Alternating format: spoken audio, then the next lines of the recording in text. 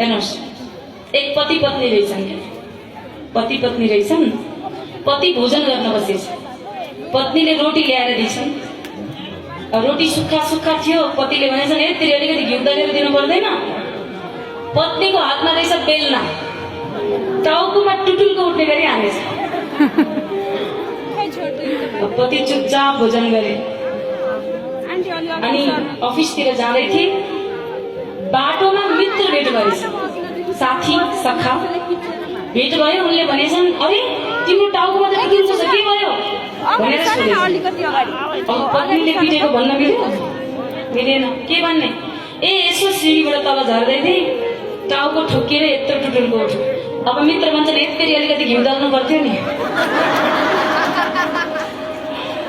अब घिउ दल्नु पर्थ्यो भन्दैछ। हेर्नुहोस् है, अब मुखबाट निस्किहाल्यो, त्यही घिउको कुरामा यहाँ टुटुलको उठ्ने गरी खाएँ मैले। त्यसो भए तिमी एक काम गर, के गर? तिमीलाई यति पनि थाहा छैन? पत्नी खुसी बनाउने उपाय बताउँछु म।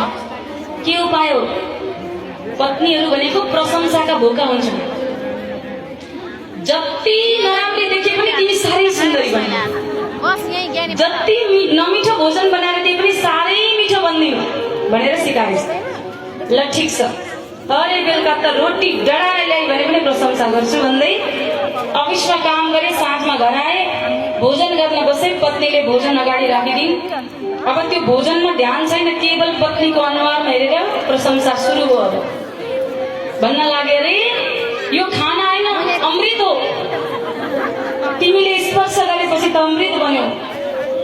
अनि पत्नी आउँदैछिन्, पानी ल्याएर राखिदिन्। यो त गंगा जल भयो तिम्रो स्पर्शले। बडो प्रेमसँग सुनाउँदैछन्, प्रशंसा गर्दैछन्। पत्नी चाहिँ बेलनै बोकेर आउँछिन्। पतिले भनेछन् यत्रो प्रशंसा गरे, अझै तिमीलाई चाहिँ बेलनैको ध्यान छ? पत्नीले भनिन् 20 वर्ष भयो मैले भोजन बनाएर खुवाएको, आजसम्म एक दिन प्रशंसा गरेन हो। आज मलाई सन्चो नभएर तल्ला घरकी कान्छीलाई पकाउन लागेको, यति फेरि बेल्नै परेछ।